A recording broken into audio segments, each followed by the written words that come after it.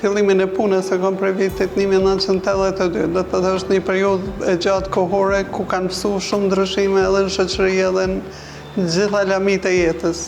Ashtu të njëjtën gjë e ka mësuar edhe vetë shëndetësia e Kosovës. Vitet e para ose ato dekadat e para kanë qenë ndoshta më të mira për shkak kolegialitetit, për shkak punës që kanë bërë me përkushtim të gjithë. Nuk kanë qenë përzime këto gjëra që tash e pengojnë zhvillimin, kurse ndoshta zhvillimi teknologjik nuk ka qenë aq i mirë. Pak është ndryshuar raporti mes njerëzve në shoqëri. Nuk çmohet ajo që duhet me u çmu, e çmohen kvazi vlerat.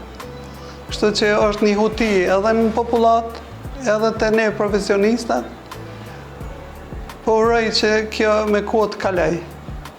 Se pacienti e kërkon ndihmën qoftë privat, qoftë te institucionet shëndetësore që janë shtetit, po gjithmonë duhet mu trajtu njëjtë, kudo që të shkon. Zgjedhja është e atij, po trajtimi mjekësor duhet me bëj njëjtë.